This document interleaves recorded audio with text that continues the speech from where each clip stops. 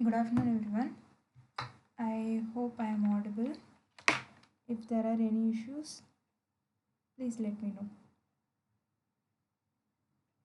Okay, so we'll start the session. I hope my screen is visible also.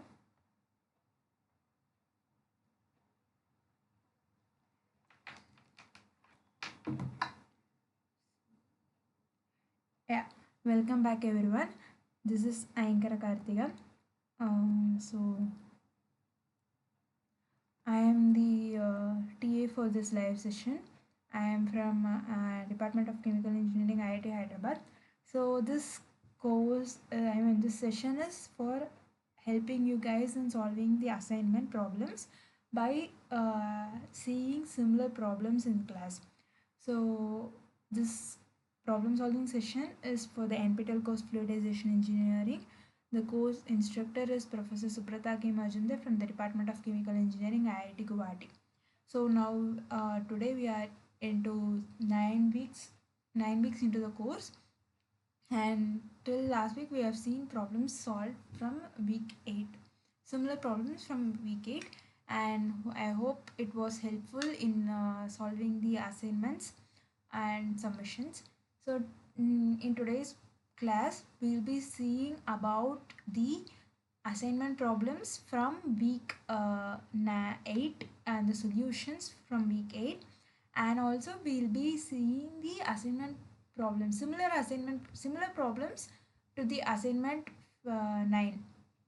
So that it will be helpful when you guys submit the assignment 9. So that's it. So the session is from 3 p.m. to 5 p.m. So we'll start the session.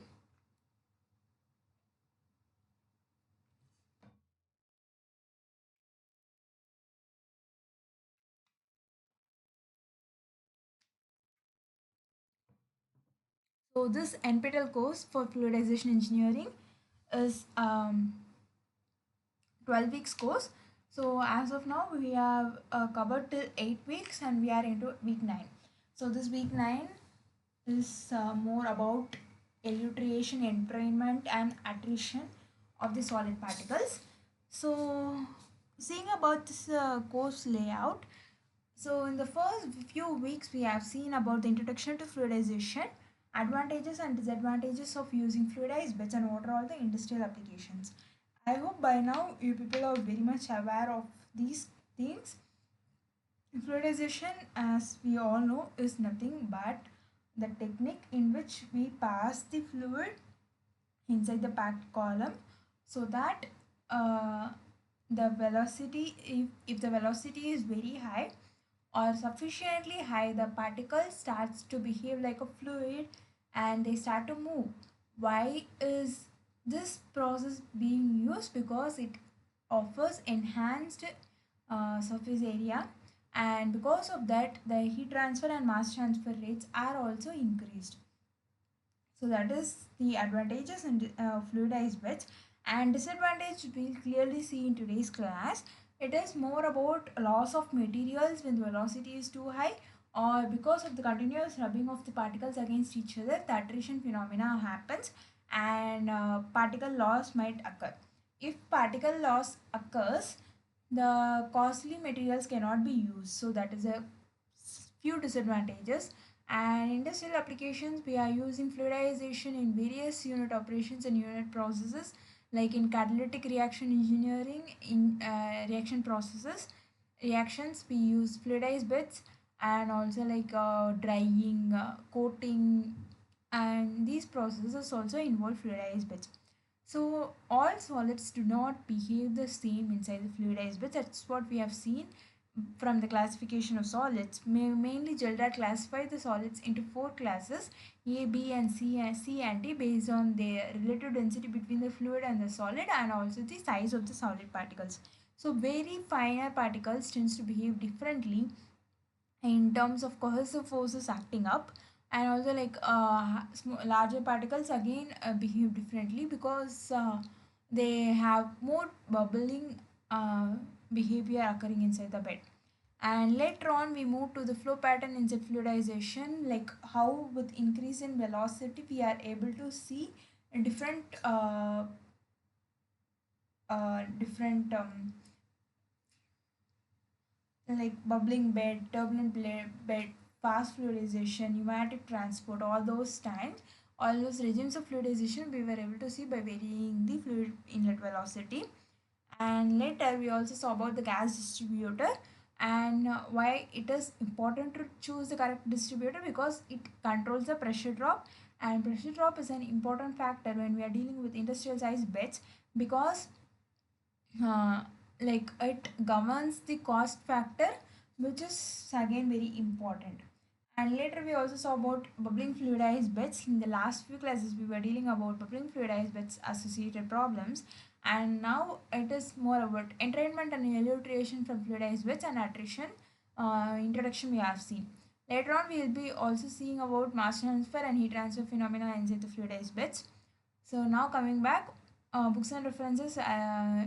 The first one is Kony 11 Space Fluidization Engineering, second edition, and second one is Gidaspo's Multiphase Flow and Fluidization, and here it is continuum and kinetic theory description.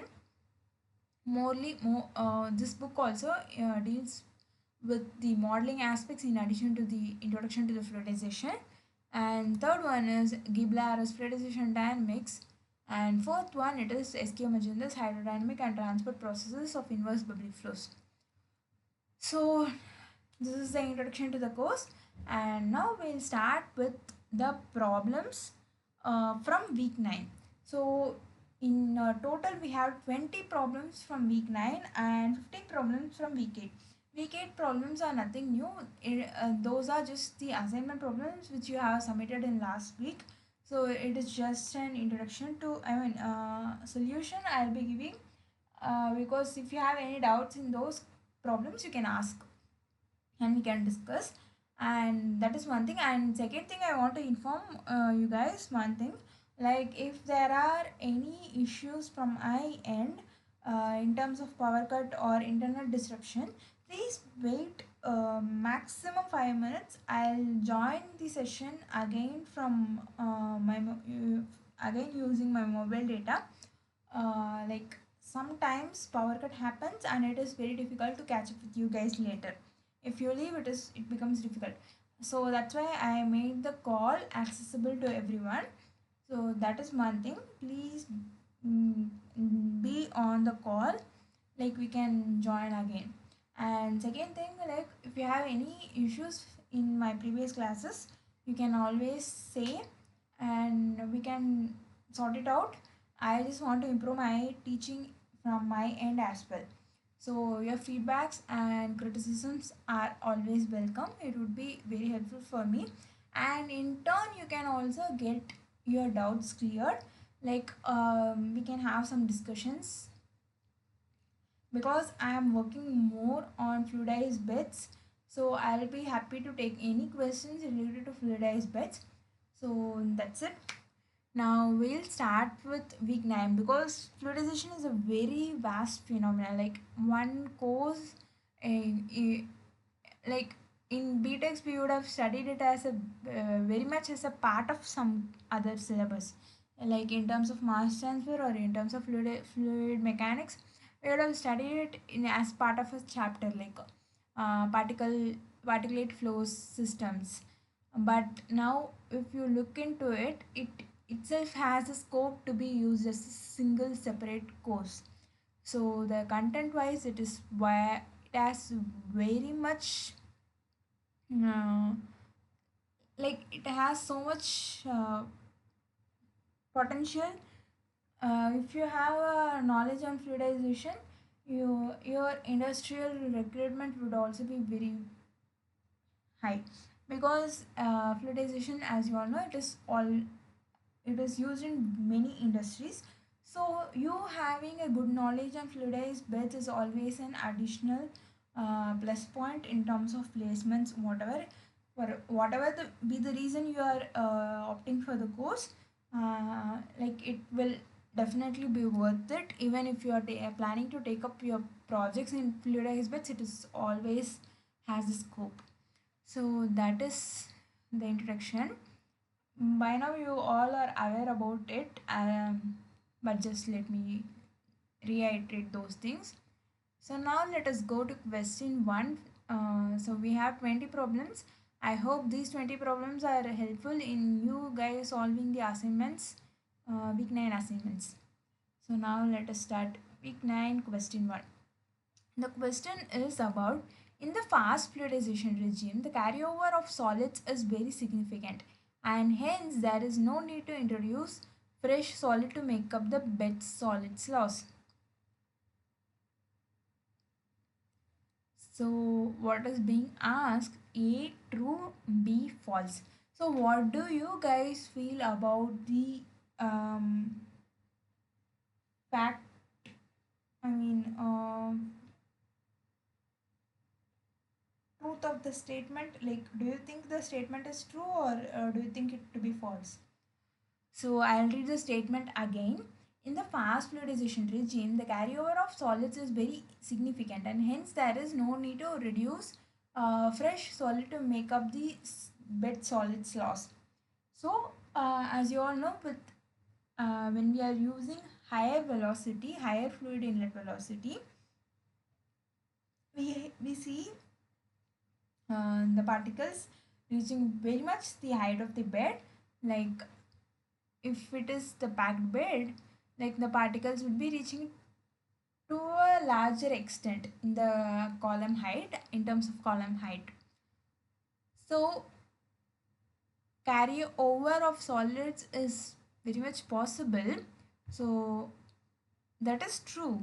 But what is being stated over here, it is stating that, and hence there is no need to introduce fresh solid to make up the bed solids loss.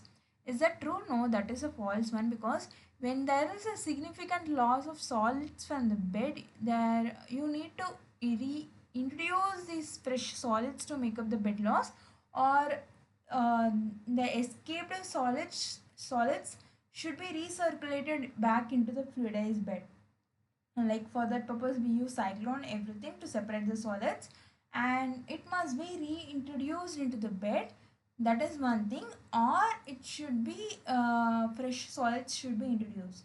Either way, the makeup of the lost particles should be done. So the statement is false, because what is given over here, it is given that there is no need to introduce fresh solid to make up the solid bed loss. So that is a false statement. So answer is option B, false. So now I think you are clear. Now let us go to question 2. Okay, question 2 is about match the following. And what do we have? We have match the following as per the solid fraction range required for the fluidization process. So in the left hand column we have bubbling bed, fast fluidization, turbulent bed, and in the right hand side we have epsilon SD is equal to 0.22 to 0.16, epsilon SD is equal to 0.55 to 0.40, and epsilon SD is equal to 0.40 to 0.22. So these are all the things we have.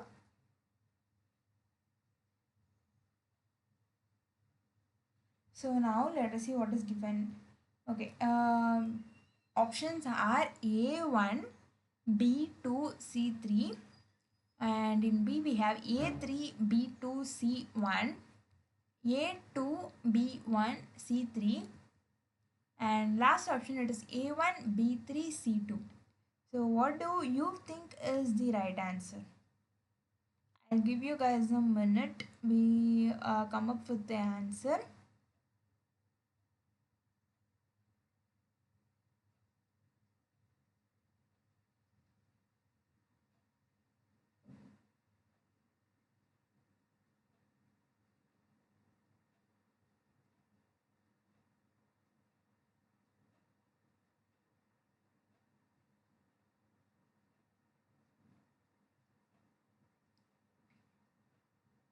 Okay, I don't think anyone of you will do that. So let me do the answer revealing. So first one, in the left hand side we are given the different regimes of fluidization. bubbling bed, fast fluidization, and turbulent bed. So on the right hand side we have the different solid fraction. Okay, solid fraction range. So first let us see what is the solid fraction in the bubbling bed, and what is the solid fraction in the fast fluidization, and what is it in the turbulent bed. So for bubbling bed we know that the solid fraction is comparatively higher. So it is, which one has the highest potential over here? It is 2. So bubbling bed it is 0.55 to 0.40, and next comes the turbulent bed. No, yeah, bubbling bed, and next bed in terms of solid fraction comes the turbulent bed. So turbulent bed has solid fraction in the range of 0.4 to 0.22, and last one is the fast fluidization where the solid fraction is very least amount, 0.22 to 0.16. So here we can say that bubbling fluidized bed is greater than turbulent fluidized bed, which is in turn greater than fast fluidization. Fast fluidization has the lowest amount of solids fraction, and therefore it is 2, and it is 1, and then 3. So my answer is option C. So let us check with the answer. Answer is option C, A2, B1, and C3. Even if you are not able to remember the actual values, think logically. By logical, what I mean is bubbling bed has the highest amount of solids compared to the turbulent fluidized bed, which in turn has the highest amount of solids compared to the fast fluidization, because fast fluidization has the least amount of the solids. So that is how we have arrived at the answer for question 2. Now let us go on to question 3. Okay, we have the figure from Cooney and Levenspil's 1991 book. So here we are able to see it is bubbling bed, next is turbulent fluidization, next is fast fluidization, next is pneumatic conveying. So as you are able to see that bubbling fluidized bed has the highest solid fraction range, and which is followed by turbulent fluidization, and which is followed by fast fluidization, and the least is the pneumatic conveying. So even if pneumatic conveying is included in the option, you must be able to identify the right one. So that is one thing. And this plot is the height above the distributor plate and the volume fraction of the solids. So if we say near the distributor plate, we can see that around 0.55 we have bubbling fluidized bed, and 0.44 to 0.22 we have turbulent fluidized bed, and 0.22 to point something we have fast fluidization. So yeah, here it is 0.1 we have fast fluidization. So that is 0.22 to 0.16. 0.22 to 0.16 we have fast fluidization. So that is how we differentiated. Well, less than that we have pneumatic conveying. So this image is taken from Cooney and Levenspil's Fluidization Engineering, I mean the textbook. So that is how we arrived at the answer for question 2.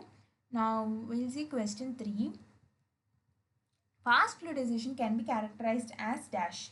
Option A, clusters and strands of particles that break apart and reform in quick succession. Option B, solid concentration somewhere between dense phase beds and pneumatic transport conditions. Option C, extensive backmixing of solids. Option D, all of the above. So here the question is about fast fluidization process. So if we go back and look at the fast fluidization, we are able to see that there is carryover of solids to the very height of the bed, and it is getting recirculated, and also like there is a very much intense mixing of the solids being taken place inside the fluidized bed. So now going and looking back at the options, first one is cluster and strands of particles that break apart and reform in quick successions. As this too happens, we can see that the bubbles break up and again form, and because of that the particles are also taken to the top, and it is burst, and it is forming again. So all those things happen in fluidization. I mean in fast fluidization.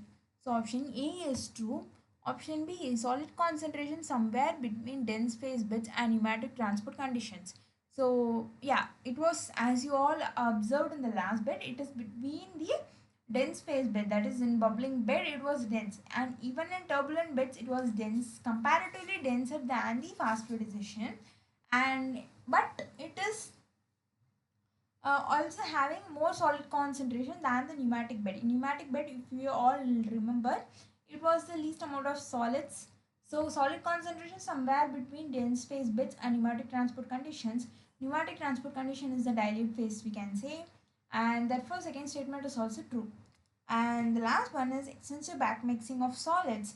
Yeah, like since the particles are being carried above and it is getting broken apart, the extensive backmixing of solids is being taking place. Therefore, option C is also right. And last one is all of the above.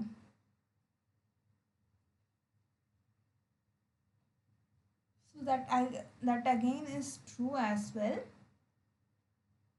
So that's it. Mm. So option D is the right answer. Answer is all of the above.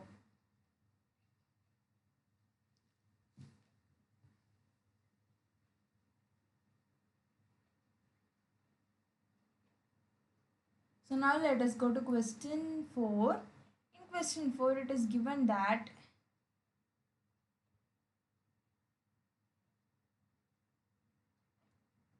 in the fast fluidization regimes the carryover of the solids is dash.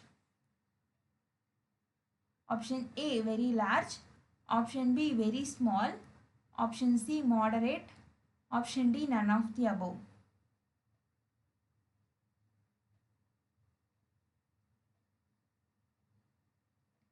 So as you all know, like in fast fluidization the carryover of the solids is very large, right? Like so much of solids is being carried over in the fast fluidization regime. So it is a very straightforward question. Like in fast fluidization regime, the carryover of the solids is very large. Option A is the right answer. So I think it is very clear. Now let us go to question 5. In question 5, in case of the larger particles, U by UT, where U is the velocity of gas and UT is the terminal velocity of falling particle, option A increases, option B decreases, option C remains constant, option D none of the above. So, in case of the larger size particles, U by UT becomes dash. So, for larger size particles, UT increases because UT is directly proportional to falling particle and U is the velocity of gas, so therefore it decreases actually. So option B is the right answer. Option B is the right answer. U by UT for larger size particles decrease. And moving on to question 6, we have the slip velocity is considered as the mean velocity of solids at the exit level of the column, which can be expressed as dash. I repeat, slip velocity is considered as the mean velocity of solids at the exit level of the column, which can be expressed as dash, where US is mean download velocity of solids and UP is the slip velocity between gas and solids. U is the velocity of gas, epsilon SE is the volume fraction of solids at the column exit. So slip velocity, we all say slip velocity when we are dealing with fluidized beds. It is the relative velocity, mean velocity. I mean, it is generally considered as the mean velocity of solids at the exit level of the column, which can be expressed as dash. We are asked to find the expression for the slip velocity, and here US is the mean downward velocity of solids, UP is the slip velocity between the gas and solids, and U is the velocity of gas, and epsilon SE is the solid fraction at the exit of the column. So options, let us look at first. Option A, US is equal to U by 1 plus epsilon SE plus UP. Option B, US is equal to u by 1 minus epsilon SE plus UP, and option C it is US is equal to u by 1 minus epsilon SE minus UP, and option D US is equal to u by 1 plus epsilon SE minus UP. So you here US is the slip velocity or the mean downward velocity of the solids, and it is given by u minus UP.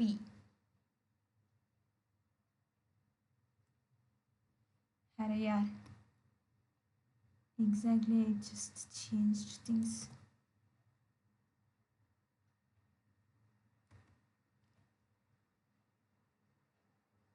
I just changed the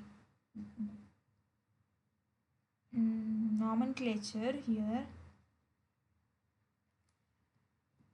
UP is the mean downward velocity of solids, and US is the slip velocity of the between the gas and the solids. US is the slip velocity, so therefore US is equal to something. So US is equal to, in general, it is U minus UP, slip velocity between the gas and the solid.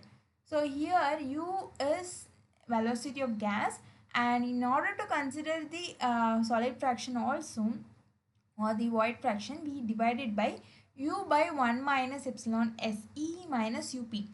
1 minus epsilon SE because it gives the volume fraction of the gas inside the column exit. So it is U S is equal to, slip velocity is equal to U by 1 minus epsilon SE minus UP. So option C is the right answer. So option C is the right answer. Now let us go on to, before answer, yeah, we should verify, and C is equal to US is equal to U minus U divided by 1 minus epsilon SE minus UP. So that is question 6, and now let us go on to question 7. In question 7, what is the unit for elutriation? Option A, kg per meter second. Option B, kg per meter square second. And option C, kg per meter per second square. And option D, it is kg per meter square second. Here it is second inverse, and here it is second. So elutriation is nothing but the carryover of the solids of particular size range. So it is amount of solids carried over per unit area per unit time. So it is kg per meter square per second. Kg per meter square per second, because it is a carryover of solids per unit area per unit time. So it is kg per meter square per second is the right answer. Option B is the right answer. Kg per meter square per second. Elutriation, it is not entrainment. Elutriation characterizes the selective removal of particles, whereas entrainment general means the solid carryover. Here elutriation refers to the characterizes the selective removal of particles of individual sizes from fluidized bits. So it is the amount of solids removed or solids carried over per unit area per unit time. So it is kg per meter square per second is the right answer. Whereas the proper definition is that elutriation characterizes the selective removal of particles of an individual size from the fluidized bed. So that is for question 7, and we are clear now that option B is the right answer. So now let us go on to question 8. In question 8 it is given that which of the elutriation rates determination approaches based on the assumption stated below is applicable. Which of the elutriation rates determination approaches based on the assumption stated below is applicable? Statement: flux rate of any particular size of solid I is inversely proportional to its weight fraction xi in the bed, all other factors kept constant. So we are given a statement. What does that statement say? The statement is giving the information, or it is being stated in such a way that it means, I quote, the flux rate of any particular size of solid I is inversely proportional to the weight fraction xi in the bed at all other factors kept constant. So whether this statement is true for the following approaches. What are the following approaches do? And they determine the elutration rate determination approaches. So the question is about, there are few elutration rate determination steps given, approaches given, and we need to find out whether the following assumption is stated in that particular approach or not. And the statement given over here is that flux rate of any particular size of solid I is inversely proportional to its weight fraction xi in the bed, all other factors kept constant. So actually, going to see the options. Option A, Zenz et al. Approach. Option B, elutration constant approach. Option C, both A and B. Option D, none of the above. So answer is none of the above. Option D is the right answer, because the flux rate of any particular solid of but any particular size of solid I is directly proportional to the weight fraction in the bed when all other factors kept constant. It is not inversely proportional.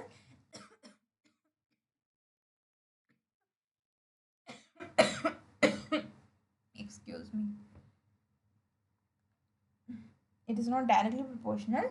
I mean, it is not inversely proportional, but rather directly proportional. So option D, none of the above, is the right answer.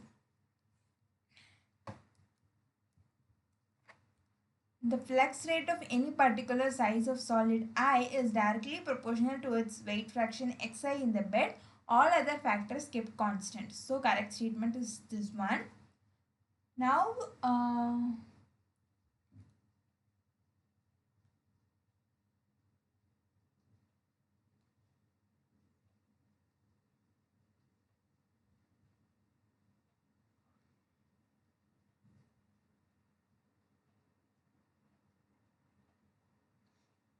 let us go to question 9. In question 9, it is given that elutration rate constant K star is 0 refers to, elutration rate constant 0 refers to dash. Flux rate of solids I if they are alone in the bed. Removal of that size of solids from bed. Flux for those solids that are not removable at all by entrainment. Option D, none of the above.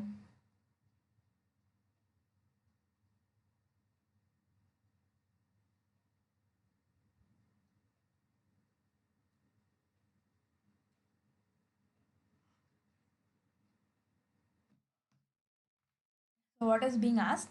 Here it is mentioned that elutration rate constant K star is 0. And what does it mean if K star is 0? Option A, flux rate of solids I if they are alone in the bed. Option B, removal of that size of solids from bed. Option C, flux for those solids that are not removable at all by entrainment. So K star 0 denotes to flux for those solids that are not removable at all by entrainment. So option C is the right answer. So elutration rate constant K star is 0 refers to flux for those solids that are not removable at all by entrainment. So option C is the right answer. Now let us go on to question 10. In question 10, for non-elutrable solids, U is the velocity of gas and ut is the terminal velocity of falling particle. So what does it mean by non-elutrable solids? If more people joins the class, it would be very interesting because we can discuss the answer and we can have one-on-one session as well. With less number of people, it is very difficult to like talk to. It is like talking without anyone. So please like understand and more people join the class and it will be beneficial for you as well. And if you want me to solve problems in a specific way, you can put forth your suggestion as well. I'll try to implement them because teaching is very good thing and I would like to do it with 100% perfection if possible. So if there are any things which need to be improved, obviously there are so many things which can be improved and which should be improved. So like from students point of view it would be better suggestions I believe. So please let me know. And so yeah, coming back to the questions, for non-elutrable solids, U is the velocity of gas and ut is the terminal velocity of falling particles. So if it is a non-elutrable solids, what happens? The ut would be higher, so it settles before it can escape the bed. So option A, ut is greater than u. Option B, ut is less than u. Option C, ut is equal to u. Option D, none of the above. So we have discussed this question. For non-elutrable solids, obviously its settling velocity is quite high than the velocity of gas. So that the particle cannot be escaped from the bed, because its terminal velocity is quite high, so the chances of the particle settling to the column is also enhanced. So ut is greater than, ut is less than, sorry, ut is greater than u is the right answer, because its terminal settling velocity is higher. The particle tends to settle more than it tends to go away from the bed or go out of the bed. So option A is the right answer, ut greater than u. Why? Because ut is the terminal velocity of falling particles and u is the velocity of gas.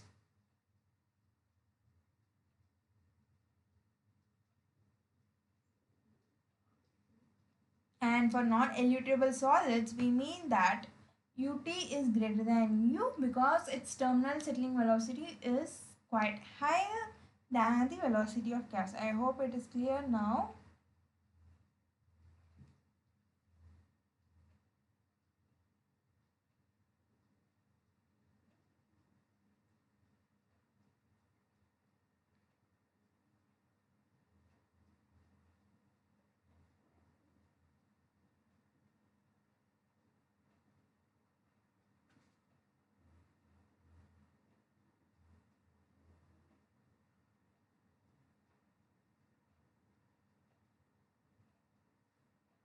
So I hope it is clear. Now let us go to question 11. In question 11, it is mentioned that attrition mechanism of particular solids, attrition mechanism of the particular solids is not subject to dash. Option A, shear force. Option B, braking force. Option C, particle strength. Option D, surface tension. And here the question is about attrition mechanism. I don't know whether you guys remember, but attrition, it happens due to shear stress, and it can also like happen due to the fragmentation mechanism also happens due to the braking force and the particle strength. All these comes as part of the attrition mechanism, but surface tension nowhere comes into the picture. So attrition mechanism of the particular solid is not subject to surface tension. Here surface tension doesn't play any important significant role. So the attrition mechanism of the particular solid is not subject to surface tension is the right answer, because shear force and braking strength and the particular strength, braking force and the particular strength, all these cause some significant impact on the particle attrition, but surface tension has no significant contribution to the particle attrition. So the attrition mechanism of the particular solids is not subject to surface tension is the right answer. Option D is the right answer. Now let us go to question 12. In question 12, it is mentioned that dash is a process where a particle splits into several smaller particles by the propagation of radial or median cracks. So question is, dash is the process excuse me, dash is a process where a particle splits into several smaller particles by the propagation of radial or median cracks. So here the cracks have formed, and these cracks have started propagating. And what is this particular mechanism of attrition is called? So we are given the options. Let us look at the options first. Option A, it is abrasion. Option B, it is fragmentation. Option C, it is erosion. Option D, it is attrition. So the first, the answer is actually fragmentation, because here option B is the right answer, because in fragmentation the particles are being split into several multiple particles, and several smaller particles from the parent particles gets formed. And why or when does this happen? This happens when the propagation of the radial or median cracks happen. So when that happens, the particle splits into several smaller parts, and therefore we know it as fragmentation, because the larger particle splits into several smaller particles and by means of propagation of radial or median cracks. So answer is option B. Now we'll go to question 13. Question 13 is about, again, match the following, and in the left hand side we have three theories concerned with the breakage of particles or comminution, and it is Edinger surface theory, bonds theory, Higgs volume theory.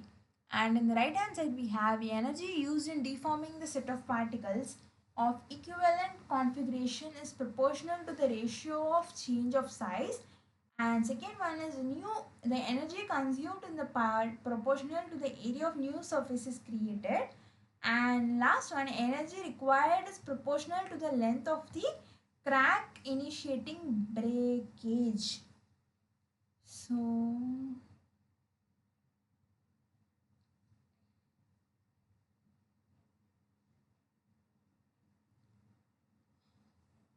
Rittinger's theory is actually proportional to, I let us look at the options first. Option A, it is A1, B2, C3, and option B, it is A3, B2, C1. Option C, it is B, A2, B3, C1, and option D, it is A1, B3, C2. I guess the answer is option C. Yeah, because Rittiger's surface theory, the energy consumed is proportional to the new surface created, and in Bond's theory we have energy required is proportional to the length of the crack initiating breakage, and in Higgs volume theory we have energy used in deforming the set of particles of equivalent configuration is proportional to the ratio of change of size.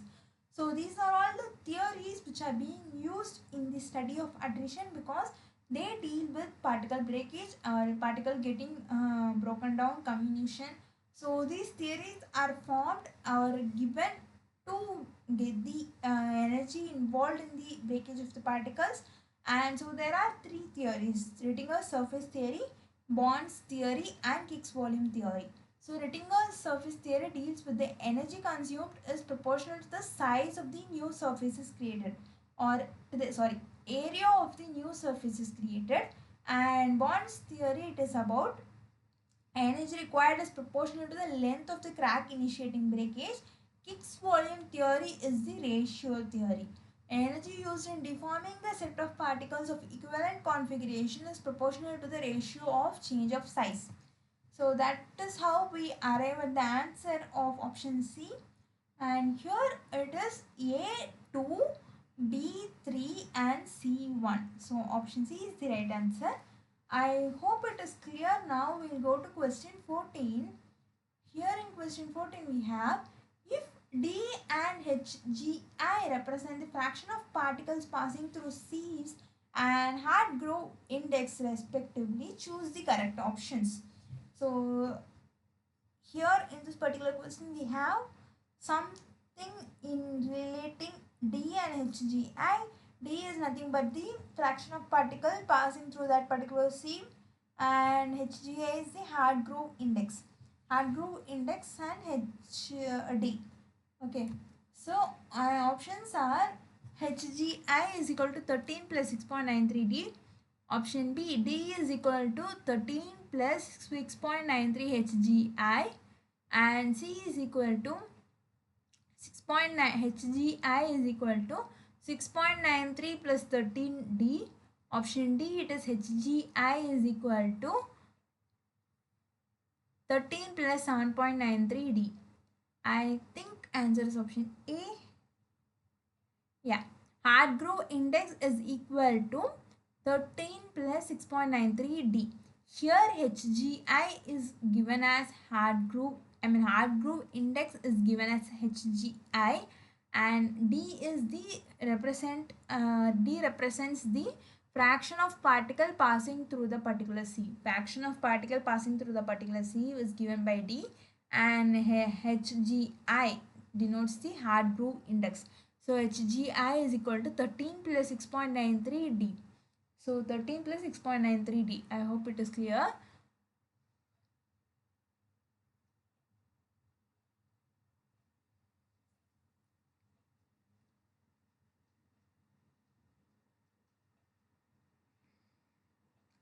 Now let us go on to question 15. In question 15, it is given that Hargrove index HGI, known as the grindability index, required to understand the attrition characteristics of particle, which is useful in dash. Hargrove index is known as grindability index, is required to understand the attrition mechanism of particle. When or in which case it is useful? Option A, single particle test. Option B, multi-particle test. Option C, both A and B. Option D, none of the above. So it is A, but HGI is a multi-particle test because it is grindability index. So the test involves multiple particles. So it is not only dealing with a single particle test. So there is one more question with regards to single particle test and multi-particle test, because in the next question again it is somehow relating the single particle test. I forgot what exactly the question is, but it is relating to single particle test. But now HGI, that is Hargrove index, if you know, it is a grindability index, so it involves multiple particles. So answer is option B is the right answer, which is useful in multi-particle test. So I'll just change this to A.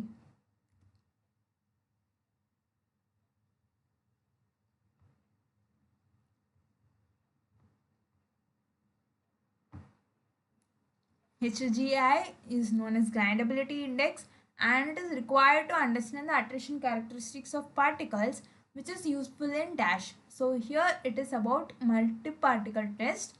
So options given are single particle test, multi-particle test, options A and B, and none of the above. So the right answer is option B is the right answer. That is, it is a multi-particle test. HGI is a multi-particle test. Like getting the strength of the particles and hitting the particles and getting its mechanical strength, all those comes under single particle test, but HGI is a multi-particle test. So that is question 19. Now question 15, I said the page number, but yeah, that is question 15. Now let us go on to question 16. Answer is option B, multi-particle test. So now let us go on to question 16. In here it is mentioned that quasi-static indentation is an example of dash. I repeat, quasi-static indentation is an example of dash. Option A, multi-particle test. Option B, shear cell test. Option C, grinding mill test. Option D, single particle test. Quasi-static indentation, quasi-static indentation, quasi-static indentation. It is an example of single particle test, because here we are using only a single particle and we are getting the analysis of the particles in terms of how it will break and how much it can be broken down into different particles. So those things are existing. So in order to identify the single particle's potential and its strength, we use quasi-static indentation test, and therefore we can also say it is an example of single particle test. So option D is the right answer. Question 17.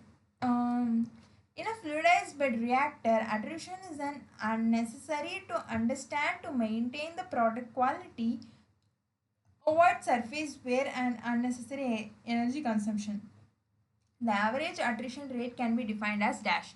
So here it is question is about what is the average attrition rate.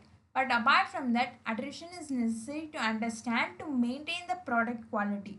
So see, if you have a spherical particles and you want it to be of higher quality, and if there is attrition happening, so many smaller size particles would have formed, and therefore the quality of the product would have reduced. So attrition is necessary and we need to study attrition. Why? To necessary to understand to maintain the product quality, avoid surface wear and unnecessary energy consumption. The average attrition rate can be defined as dash.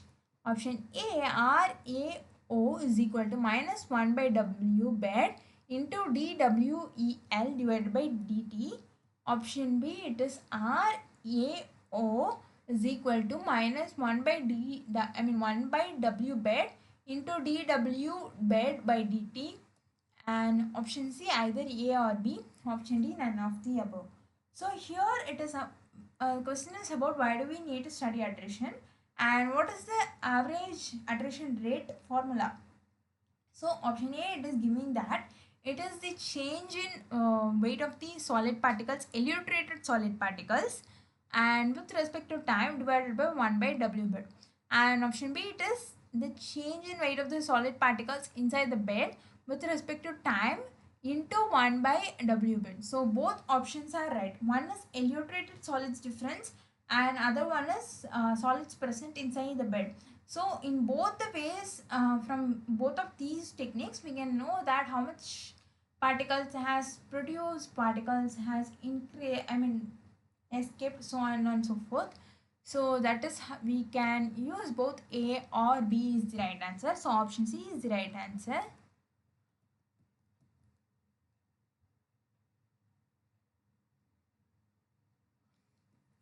So again, now we are back to match the following, and we have we have one question.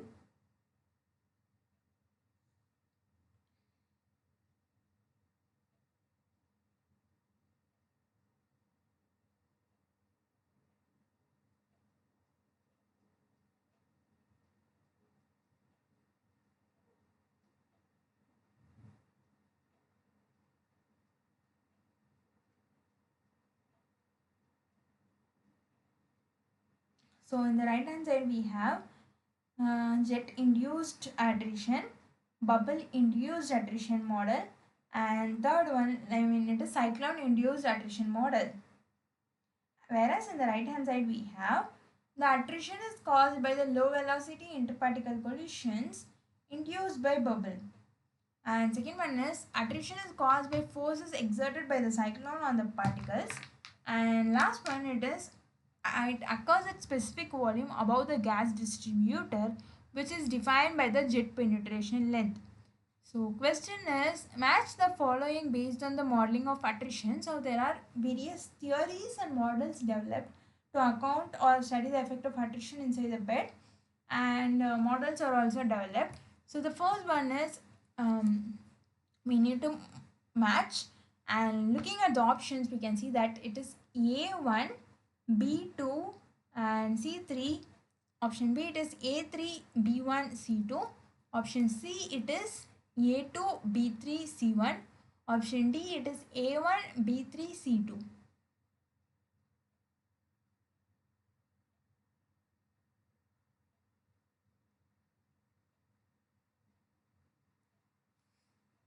So here we are having clue words in the right hand side itself. So it is very easy for us to get the answer. Jet induced attrition model, it occurs in the specific volume above the gas distributor, which is defined by jet penetration length. So it is jet induced attrition model, and here it is jet penetration length. So keywords is here, and also it occurs at a certain height above the distributor plate, and which is defined by using the jet penetration length. So it is A3, and B, it is bubble induced attrition model. The attrition is caused by the low velocity interparticle collisions induced by the bubble. So it is B1 because here we have bubble induced attrition, and again here it is caused by the low velocity interparticle collisions induced by the bubbles. And lastly we have cyclone induced attrition model, and for that we have attrition is caused by the forces exerted by the cyclones on the particles. Here again cyclone induced attrition, and here the attrition is because of the forces exerted by the cyclones on the particles. So it is A3, B1, C2 is the right answer. 3, 1 and 2. So looking at the given options, we are able to see that 3, 1 and 2 is given successfully in option B. Rest others are wrong. So now we'll see the option answer is therefore B. A3, B1, C2. Looking again, jet induced attrition model, it occurs at a specific volume above the gas distributor plate, which is defined by jet penetration length. Second one, bubble induced attrition model, attrition is caused by the low velocity interparticle collisions induced by the bubble. And third one is cyclone induced attrition model, and the attrition is caused by the forces exerted by the cyclones on the particles. So this 3, 1 and 2. Option B is the right answer. Now we'll go to question 19. In question 19, it is mentioned that in the spiral or tangential cyclone, the particles are accelerated to a velocity related to the inlet gas velocity of the cyclone. The kinetic energy of solids which is transported per unit time into the cyclone is calculated by dash. So here it is question is regarding the spiral or tangential cyclone, and here the particles are accelerated to a velocity related to the inlet gas velocity of the cyclone. So the particles are accelerated to the inlet velocity of the cyclone, and what is the kinetic energy of these transported particles per unit time into the cyclone? And it is calculated by dash. So option A, it is E is equal to half mu cube, and B it is E is equal to half mu, C E is equal to half mu square, and D it is E is equal to WUG. So as we all know, kinetic energy is half mv square. So on that basis itself we can choose the correct answer. It is here E is equal to half into m into u into u. That is E is equal to half mu square, and therefore the right answer is option C is the right answer. E is equal to half mu square. Why? Because in spiral or tangential cyclone, the particles are accelerated to a velocity related to the inlet gas velocity of the cyclone. The kinetic energy of solids which is transported per unit time into the cyclone is calculated by E is equal to half into m into u square. So option C is the right answer. Now let us go on to 20th question. Cyclone driven attrition is proportional to the dash of the gas inlet velocity. Option A square, option B cube, option C square root, option D none of the above. So cyclone driven attrition is proportional to the dash of the gas inlet velocity. So in general we were dealing with kinetic energy also, if you remember in the last question. So from that it is E is equal to half into m into u square, and therefore cyclone driven attrition is proportional to the square of the inlet gas velocity. Option A is the right answer. Like you can see from the last one itself, in a spiral or tangential cyclone, particles are accelerated to a velocity related to the inlet gas velocity of the system. The kinetic energy of solids which is transported per unit time into the cyclone is calculated by E is equal to half into m into u square, which is given by option C. So option C is the right answer. And going to question 20, we have cyclone driven attrition is proportional to the dash of the gas inlet velocity. So we are saying that it is proportional to the square of the gas inlet velocity.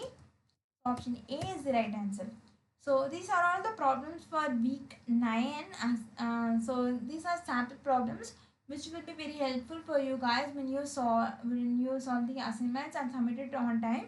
Please be aware that we have deadlines for assignment. I remember it is Wednesday night, but please check with yours. Like, you should be very careful in those things, because as you all know, assignment also carries certain weightage in the final marks. So these 20 questions are to aid you in solving the assignments. If you have any doubts, you can ask me now, or else we have end session where we discuss. You can ask at that time also. But right now, I would like to take a 5 minutes break before we start on to the week 8 problems. So we'll take a 5 minutes break and then we'll come back.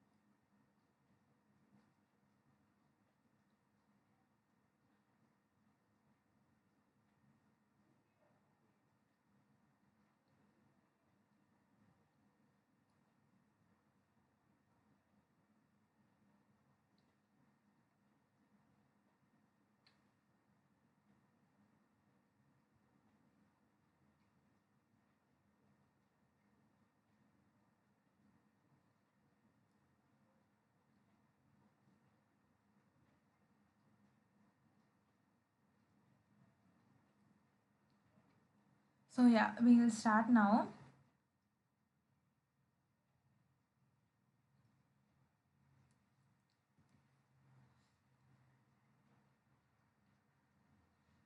So just think these questions might be jumbled. So please be careful in that. But apart from that, these 15 questions are from week 8 assignments. So just to see how to solve them and how to get the correct answer, I know like you guys would be aware of the answers by now, and most of you would be knowing the method to solve get the solution as well. But this session is just to you know like have some interaction and let me know if there is any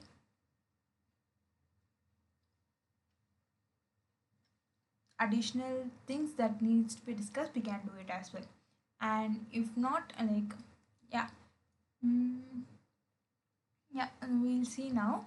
So week 8 question 1. In a fluidized bed column, the particulate phase is an incompressible fluid with a bulk density similar to that of a fluidized bed at a minimum fluidization. Select the correct option of continuity equation of the particles.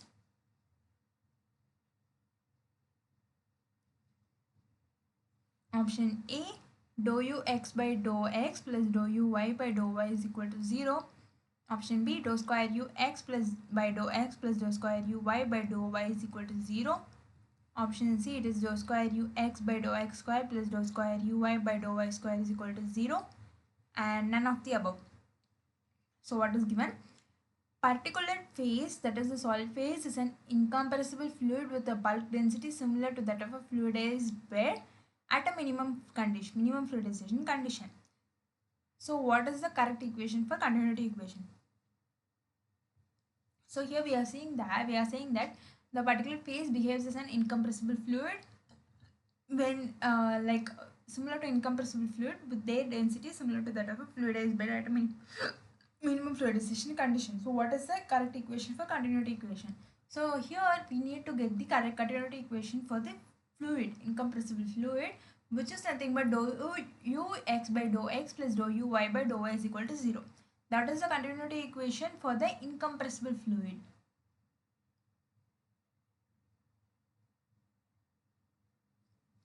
So answer is option A, dou u x by dou x plus dou u y by dou y equal to 0. This is in accordance with the Davidson model. So answer is option A is the right answer. Here we are assuming that the particulate phase is an incompressible fluid with a bulk density similar to that of a fluidized bed at minimum fluidization. So we need to find the correct equation for the continuity equation for the particles.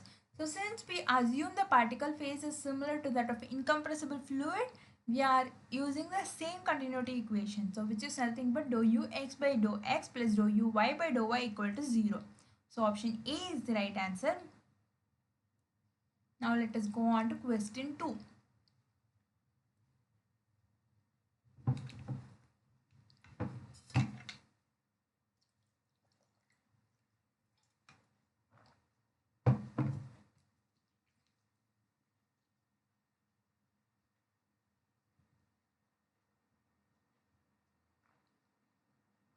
In question 2, it is mentioned that which of the following is correct for slow bubble regime? Option A, UB is equal to UMF into U epsilon MF. Option B, UB is less than UMF into epsilon MF. Option C, UB is greater than UMF into epsilon MF. Option D, UB is less than UMF by epsilon MF. So answer is UB here is the bubble velocity and UMF is the minimum fluidization velocity. So UB is less than UMF into epsilon MF is the right answer. Sorry, UMF by epsilon MF is the right answer. That is option D is the right answer. Why? Because here it is given as slow bubble regime, and in slow bubble regime what happens is that bubble rise velocity is slow. Bubble moves slower compared to the adjacent fluid. So adjacent fluid velocity is higher. So UMF by epsilon MF is greater than UB, or in other words UB is less than UMF by epsilon MF. So UB is less than UMF by epsilon MF. It means that slow bubble regime. Slow bubble regime, as we all know from its definition, the bubble moves slower than the adjacent fluid. So in UB, that is bubble rise velocity, is smaller than the fluid velocity, and therefore UB is less than UMF by epsilon MF is the right answer. So the right answer for question 2 is option D, where it is asked for slow bubble regime, and in slow bubble regime we know that UB is smaller than the fluid velocity, which is given by UMF by epsilon MF. So option D is the right answer. Now let us go to question 3. In question 3, choose the correct option for fast bubble regime. Option A, UB is greater than UMF by epsilon MF. Option B, UB is less than UMF by epsilon MF. Option C, UB is equal to UMF by epsilon MF. Option D, none of the above. So what happens in fast bubble regime? It happens in the reverse way. UB here is greater than the fluid velocity. So the bubble rises faster than the adjacent fluid. So UB is greater than UF. So if UB is greater than UF, UB is greater than UMF by epsilon MF. So option A is the right answer. We will see question 4 now.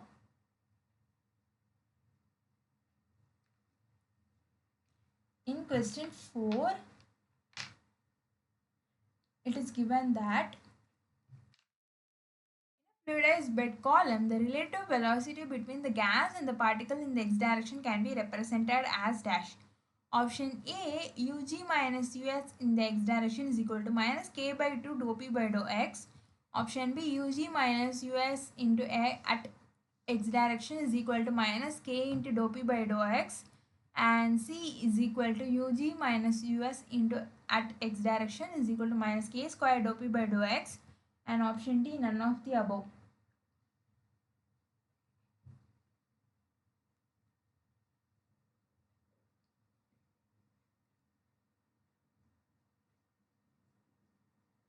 So actually, the relative velocity between the gas and the particle in the x direction is proportional to pressure difference, pressure gradient. So I would say it is Ug minus Us is equal to minus k into dou p by dou p by dou x. So answer is option B. Ug minus ux in the x direction is equal to minus k dou p by dou x. Why? Because in the fluidized bed column, the relative velocity between the gas and the particle in the x direction can be represented as this. Ug minus us along x direction is equal to minus k into dou p by dou x.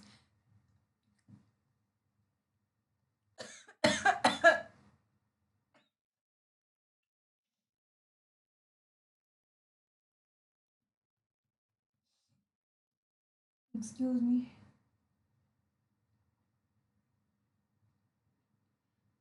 The relative velocity between the gas and the particle in the x direction is proportional to the pressure gradient.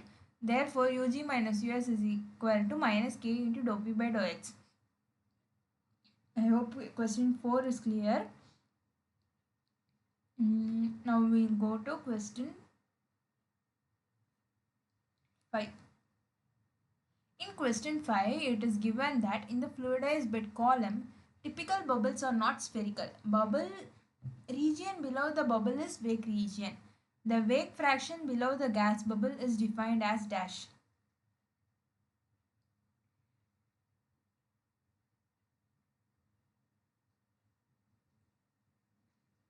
What is asked in the fluidized bed column, typical bubbles are not spherical, that we know. So we have bubbles like this, and the region below the bubble is what we call as wakes. So the wake fraction below the gas bubble is defined as dash. Fw is the wake fraction of the gas bubble, wake fraction below the gas bubble, and here option A, Fw is equal to Vw square by Vb, and option B, Fw is equal to Vb by Vw, And option C, Fw is equal to Vw by Vb. And option D, Fw is equal to Vw by Vb square. So things to be noted over here are Fw denotes the wake fraction, and Vw denotes the volume of wake, and Vb denotes the volume of the bubble.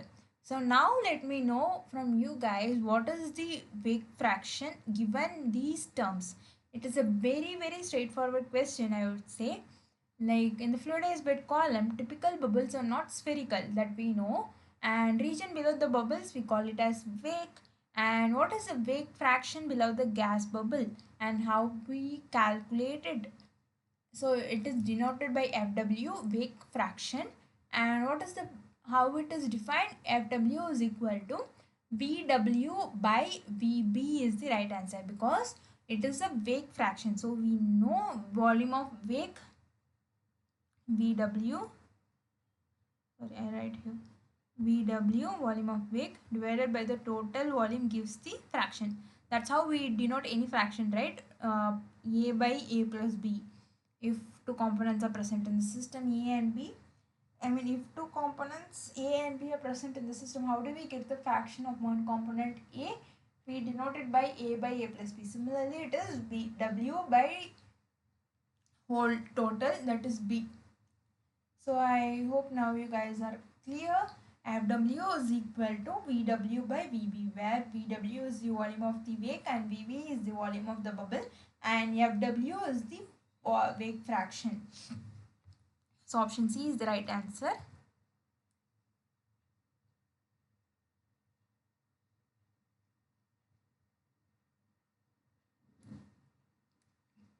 Okay, next is a problem. In a bubbling fluidized bed reactor of diameter 0.4 meter, sorter mean bubble size is measured to be 4 mm. Calculate the bubble rise velocity in mm per second. Take G is equal to 9.81 meter per second square. So this question, similar question we solved in last class. I hope it was helpful for you guys in solving this particular problem.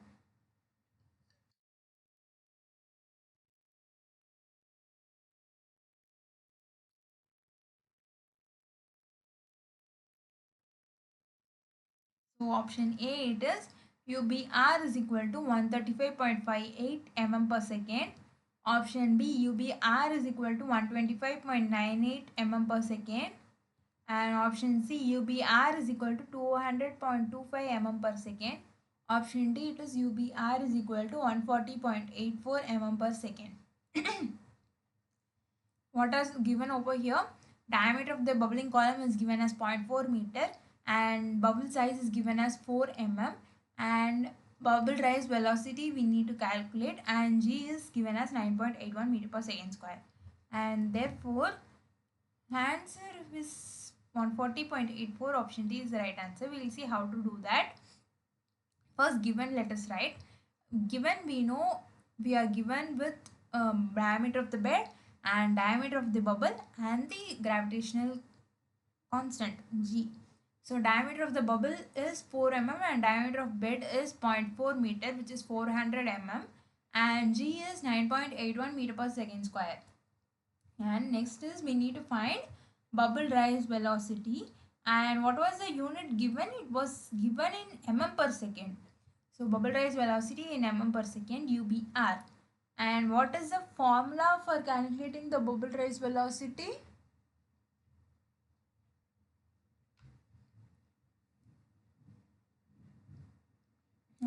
Before finding the formula is actually a criteria. So first we need to know dB by dbed.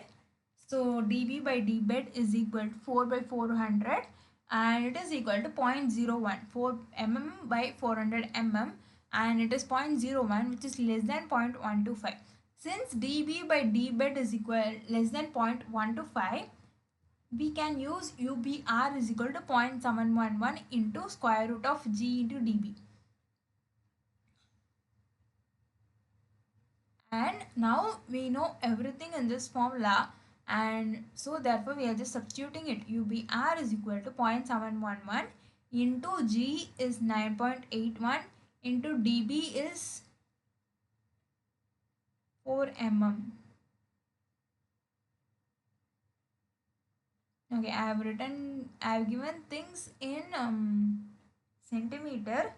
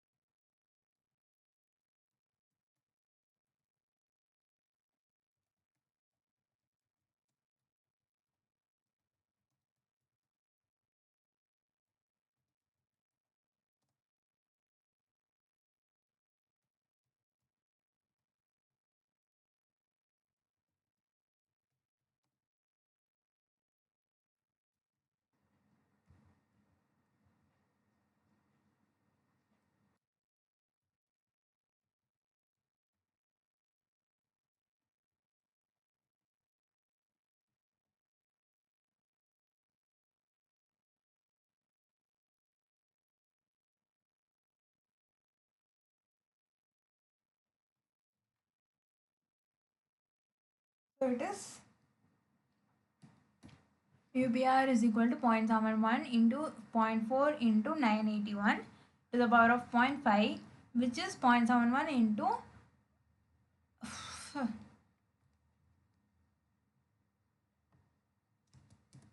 14.09 centimeter per second,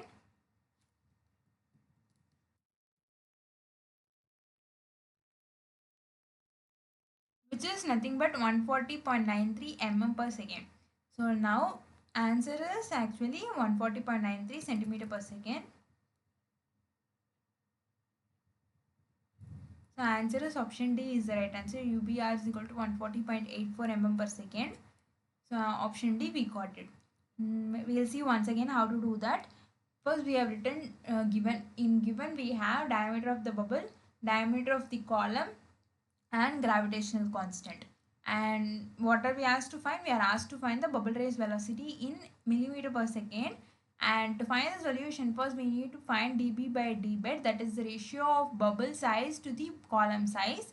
So we have 0.01 as the ratio, which is less than 0.125. Therefore, the formula to calculate bubble rise velocity UBR is equal to 0.711 into square root of G into dB. And here we know everything, so we are just substituting things. UBR is equal to 0.711 into square root of dB is 980, sorry,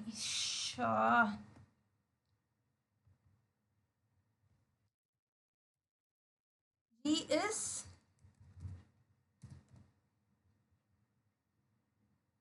981 and dB is 0.4.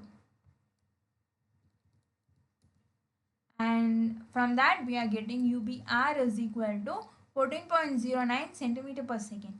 Now in the question it is very clear that we are asked to find it in the mm per second, because all the options given are in mm per second, that is millimeter per second. So we are substituting we are changing the units back into millimeter per second. So 14.09 centimeter per second becomes 140.93 millimeter per second. So that is how we got the answer, and this is incorrect with respect to the options. That is option D. Look at the question for a minute. We'll move on to the next question. I'll give you guys 30 seconds. Let me know if there are any doubts.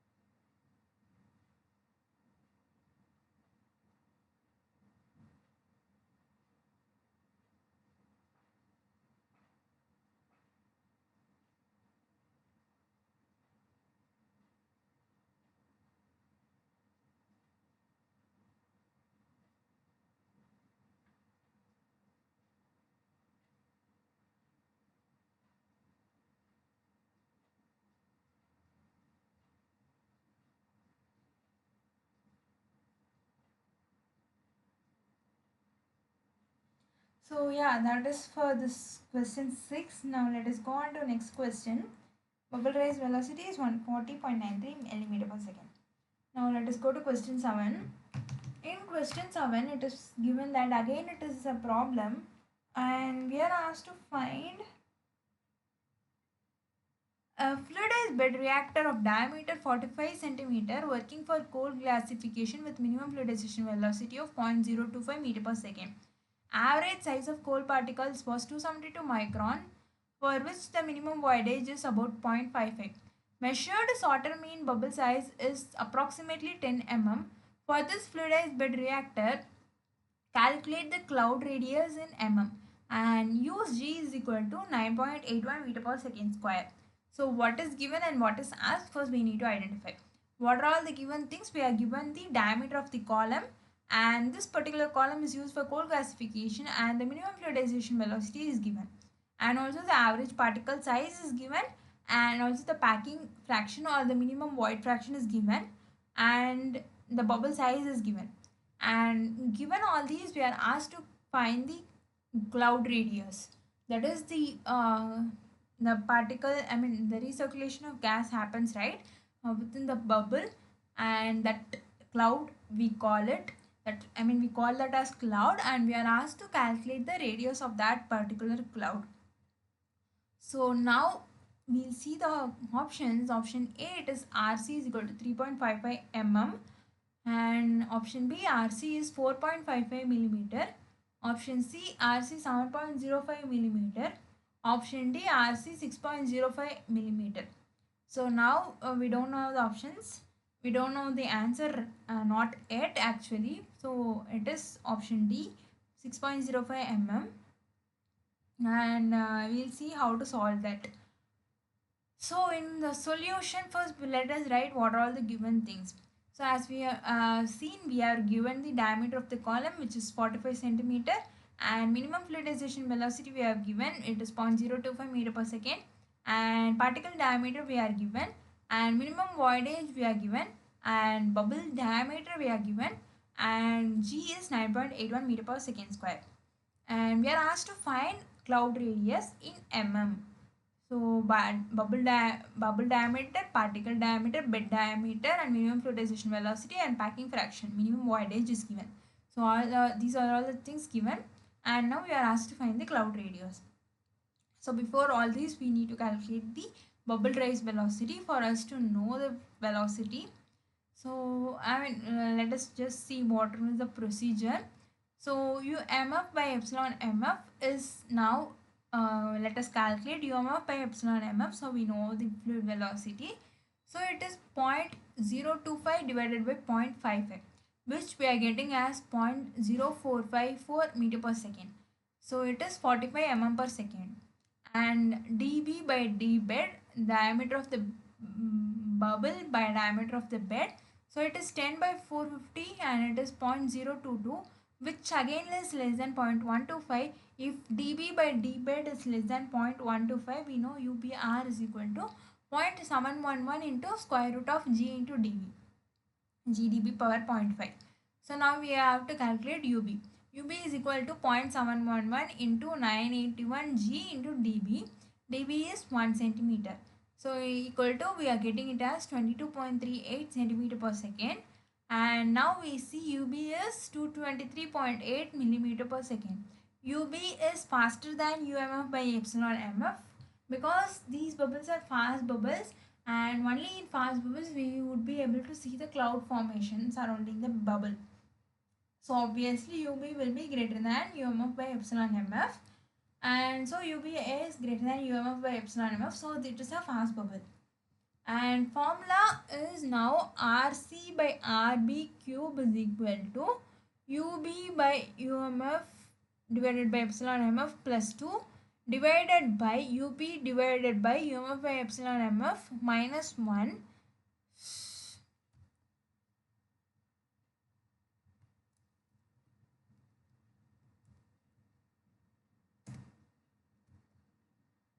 So this formula can also be written in such a way that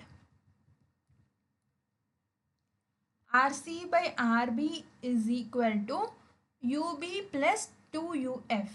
How are we calculating UF? UF is equal to UMF by epsilon MF. Here again we are UB plus 2 into UMF by epsilon MF and common UMF by epsilon MF divided by UB minus UMF by epsilon MF divided by UMF by epsilon MF. UMF in the by epsilon MF in the numerator and denominator gets cancelled and we will be left with UV plus 2 into UMF by epsilon MF divided by UB minus UMF by epsilon MF. UMF by epsilon MF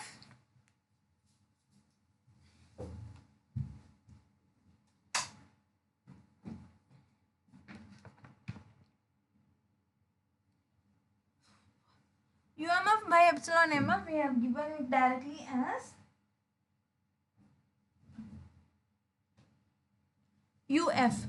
So that is this formula, and now we should be able to calculate UB we know, UF also we know, UMF by epsilon MF, and therefore we are just substituting everything back in the equation. UB divided by 45 plus 2, I mean we are substituted in this particular formula, and we are getting RC by RB the cube is equal to 1.7610.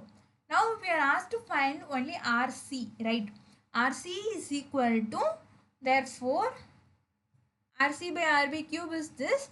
RC by RB is equal to 1.7610 to the power of 1 by 3, and we are getting RC by RB value. RC by RB we know this value and we know diameter of bubble. So we are now substituting RB. RC is equal to 1.2076 into RB. DB is 10.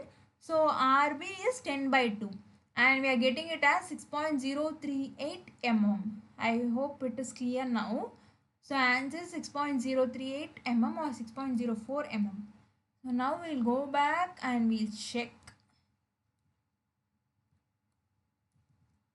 The options, it is 6.05 mm is the right answer. RC is equal to 6.05 mm. So again we will see what is the procedure, how did we solve the problem. First let us see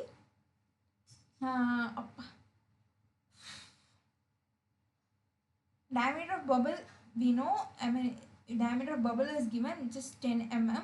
Diameter of bed is given 45 centimeter and particle diameter is given to 72 micrometer, and additionally we are given minimum fluidization velocity is 0.025 meter per second or 25 mm per second, and minimum voidage is 0.55. We are asked to find the cloud radius.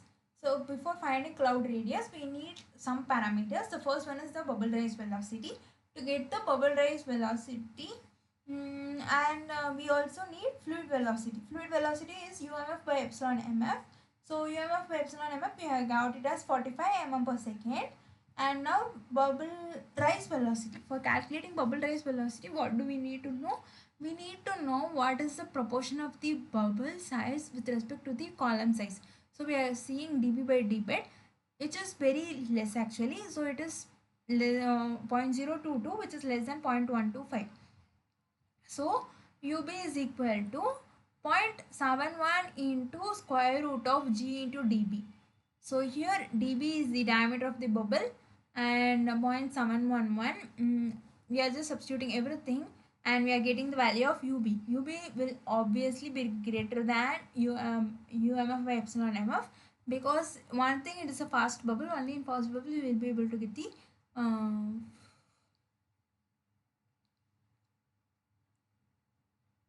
cloud formation.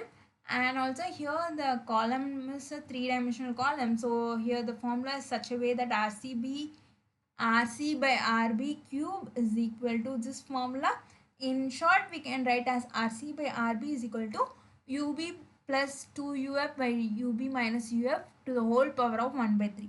We have just substituted everything and we are getting the solution as this.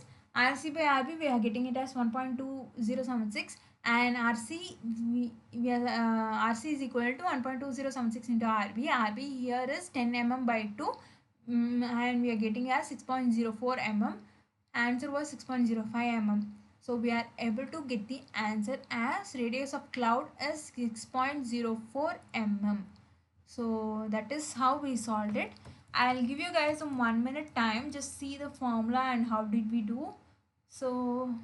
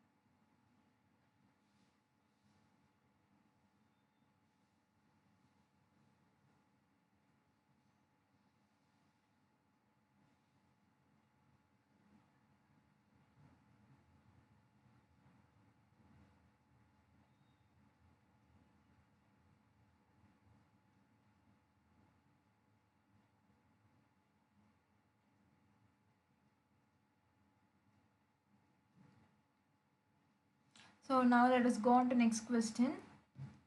Question 8. Choose the correct option regarding the slugging fluidization. Option A, wall effect negligible if dBE is less than zero point 0.1 of the bud diameter. Here dBE is the equivalent bubble diameter. Option B, wall effect negligible if equivalent bubble diameter is greater than zero point 0.1 of the bed diameter. Option C, wall effect negligible if dBE is equal to zero point 0.1 of the bed diameter. Option D, wall effect negligible if dBE is less than 0.05 of the bed diameter. So if bubble diameter, equivalent bubble diameter is less than 10% of the bed diameter, we say wall effect negligible. So the right answer is actually option A. If bubble size is smaller than 10% of the column diameter, we say wall effects negligible. So option A is the right answer. And going to question 9, we have which of the following statement is correct. Option A, if dBE by d bed is less than 0.6, it is slugging bed. Option B, if dBE is less dBE by d bed is greater than 0.6 of the is greater than 0.6, it is bubbling bed. Option C, if dBE by d bed is greater than 0.6, it is slugging bed. Option D, if dBE is by d bed is equal to 0.6, it is slugging bed. So answer is actually option C is the right answer, because we say the bed to be slugging bed and not bubbling bed when the diameter of the bubble is greater than 60% of the diameter of the column. So if dBE by d bed is greater than 0.6, we call it to be slugging bed. After that point, it won't be a bubbling bed, it would be known as slugging bed. That is the criteria for looking for the slugging bed, and beyond which we do not call that bed as bubbling bed. That is the criteria. So which of the following statement is correct? The correct statement is option C. If dBE by d bed is greater than 0.6, we call it as a slugging bed.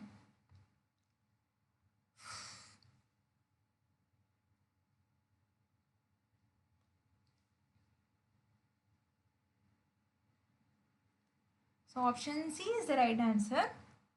Yeah, we'll go to question 10. We have only hardly 5, 6 problems left. Yeah, we'll see. In question 10, it is given that select the correct expression for the bed expansion of a bubbly fluidized bed. So we are asked to correctly select the expression for the bed expansion for the bubbling fluidized bed. Option A, L by LMF is equal to 1 by epsilon by 1 minus epsilon, 1 minus epsilon divided by 1 minus epsilon MF. Option B, L by LMF is equal to 1 minus epsilon MF divided by 1 minus epsilon. Option C, L by LMF is equal to 1 minus epsilon MF into 1 minus epsilon. Option D, none of the above. So here in this question we are asked to relate the bed expansion and the void fraction. So select the correct expression for the bed expansion of a bubbly fluidized bed. So I would say that it is L by LMF is equal to 1 by 1 minus epsilon MF divided by 1 minus epsilon. So L and 1 minus epsilon are inversely proportional. So L is inversely proportional to 1 minus epsilon. L is similarly L minus LMF is inversely proportional to 1 minus epsilon MF. So answer is option B. L by LMF is equal to 1 minus epsilon MF divided by 1 minus epsilon. 1 minus epsilon, what it actually gives? It gives the solid fraction. If bed height is high, solid fraction will be low. If bed expansion is low, solid fraction will be high. So they are inversely proportional, and therefore L by LMF is equal to 1 minus epsilon MF divided by 1 minus epsilon. So that is how we do it. And just give me a minute, I don't like this epsilon over here.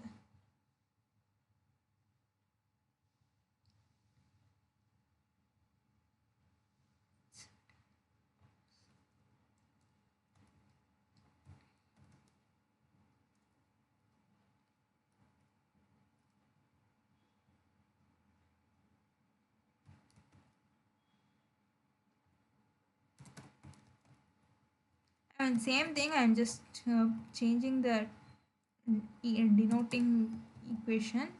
I'm just using this particular MF, epsilon MF, nothing more.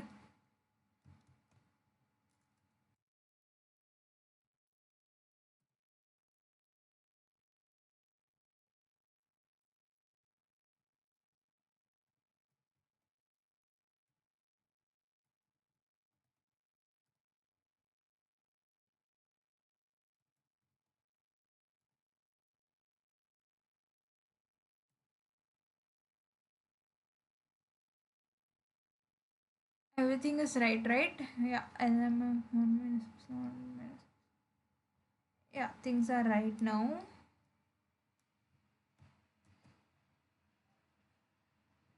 We have 5 more problems.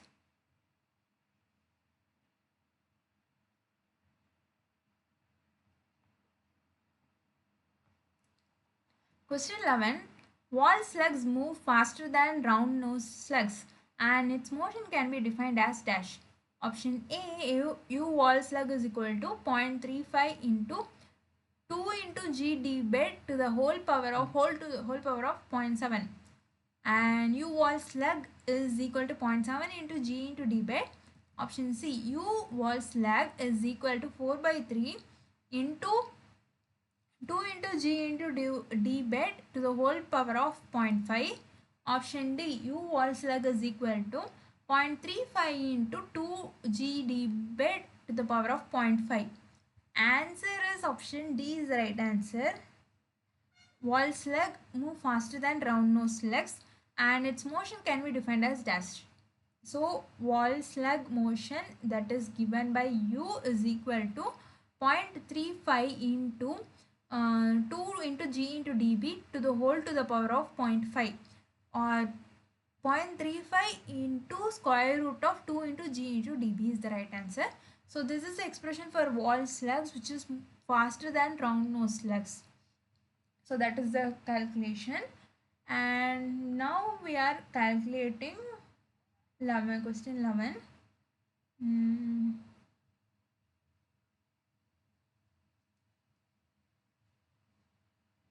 Question, we'll go move on to question 12.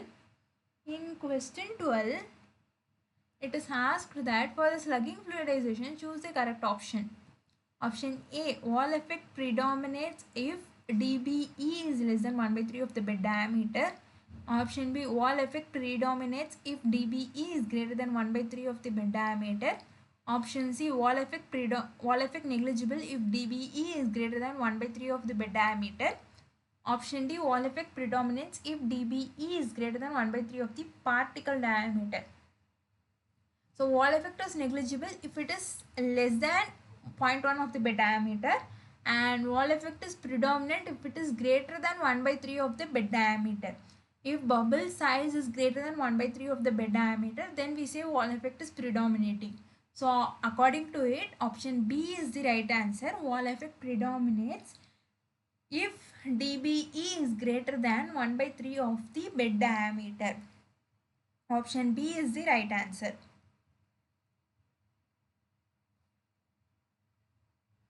Now we'll go to question 13.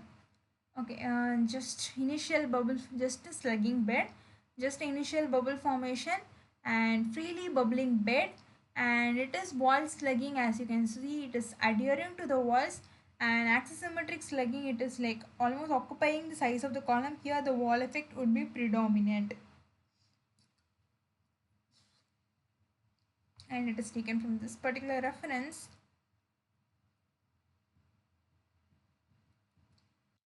Now let us go to question 13. In question 13, according to Stewart and Davidson, slug terminal velocity can be defined as dash. Okay, it is a match the following. Why can't we put it in the similar fashion?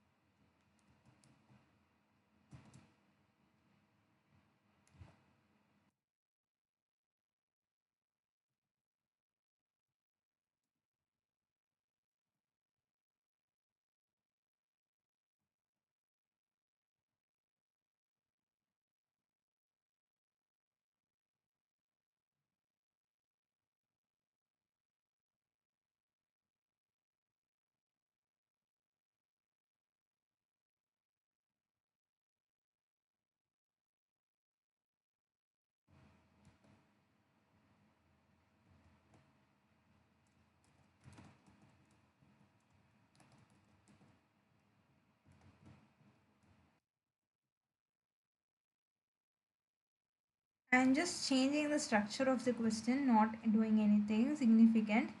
Since the previous question was a bit confusing, I felt it confusing. So I'm just changing the structure of the question.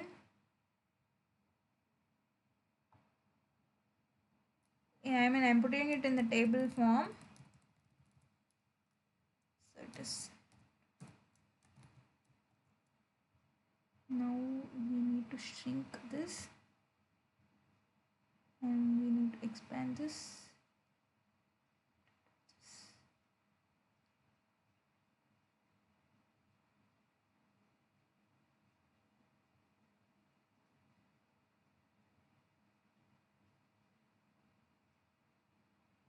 Yep.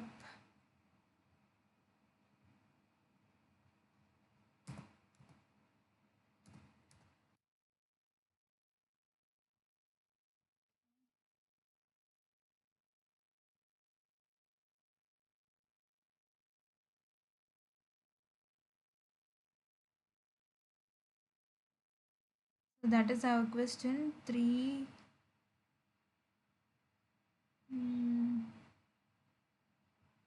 Question 13.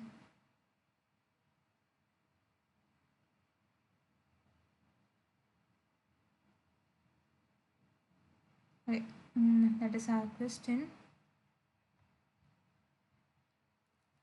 According to Stewart and Davidson 1967, select terminal velocity can be defined as dash.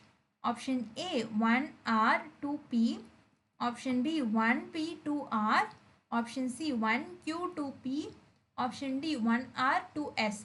So what is given in the left hand side? It is slugs in the fluidized bed, and second it is slugs in the liquid solid slurry. And in the right hand side we are given UBR, four expressions. UBR is equal to 0.361 into G into dBE to the power of 0.5, and UBR is equal to 0.5 into G into dBE to the power of 0.5, and 3 it is UBR is equal to 0.35 into GdBE to the power of 0.5, and it is fourth one, last one, it is UBR is equal to 0.35 into GdBE to the power of 0.25. So now we have slugs in the fluidized bed. It is given by UBR is equal to 0.35 into GdBE to the power of 0.5, and slugs in the liquid solid slurry is given by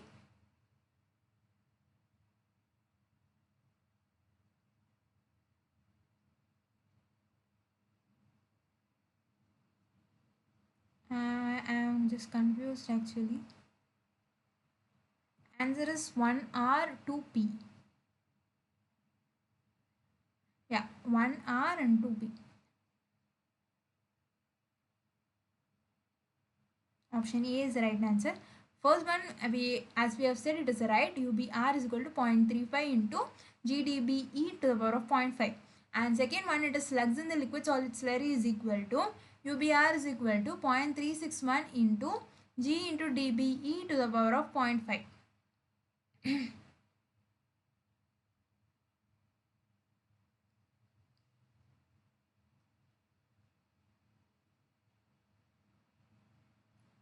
So 1R and 2P.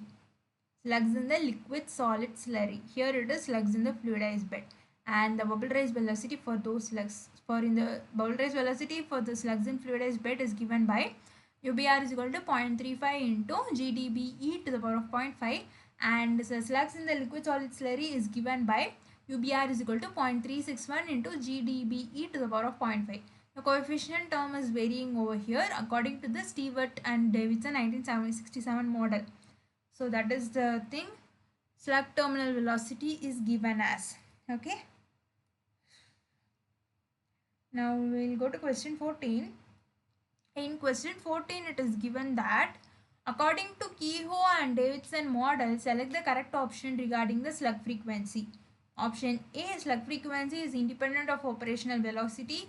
Option B, slug frequency is dependent on the operational velocity. Option C, slug frequency is 1 by 3 times the operational velocity. And option D, slug frequency, option D, none of the above. So answer is slug frequency is independent of the operating velocity is the right answer. So Fs is the slug frequency, and slug frequency is independent of the operating velocity. As you can see in the given formula, slug frequency according to Kehoe and Davidson 1973 model is equal to 0.35 into square root of G divided by Nt to the into square root of d bed. So here we can see the operational velocity is not coming into picture. So slug frequency is independent of the operating velocity is the right answer. Option A is the right answer. And now we'll go to last question for today's session, and that particular question is minimum height in the bed at which complete slugging sets in is dash. This is according to Bayes and Geldat 1974. The question is, let me read again. The minimum height in the bed at which complete slugging sets in. The minimum height in the bed at which complete slugging sets in is dash, and it is according to Bayes and 1963. Bayes and Geldat 1974 model. Option A, it is HMFS is equal to minimum height in the slugging bed at which slugging set is equal to 0.6 into d bed to the power of 0.175. Here d bed is in centimeter. Option B, HMFS is equal to 60 into d bed to the power of 0.175. Again d bed is in centimeter. Option C, HMFS is equal to 6 into d bed to the power of 0.175. Again, d bed is in centimeter. And last, it is none of the above. So the right answer is option B is the right answer. HMFS is equal to 60 into d bed to the power of 0.175, where d bed is in centimeter. So answer is option B. Option B is the right answer. And Bayes and Geld at 1974, minimum slugging effect of bed diameter and height, particle size and distribution. So they have given it as HMFS is equal to 16 into d bed to the power of 0.175. This formula is applicable for beds deeper than the critical bed height HL. So that is the answer. So yeah.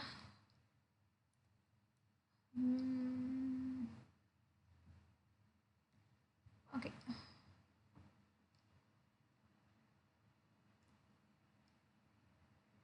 Thanks everyone for attending today's session. We'll meet again on next week. There might be slight change in time in the next week's session. It might be from 6 p.m. to 8 p.m. So please carefully check the email.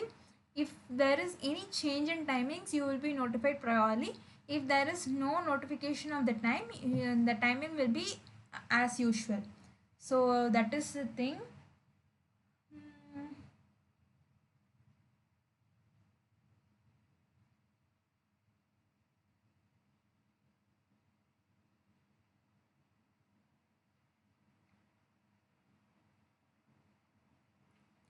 So yeah, thank you everyone for attending today's sessions.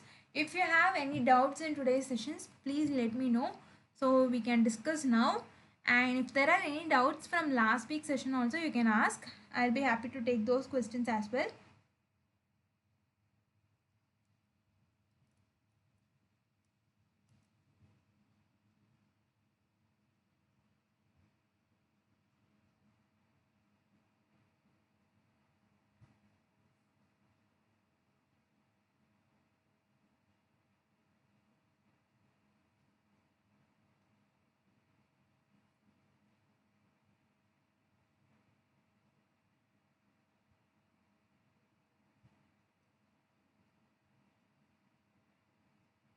So yeah, I think there is no questions.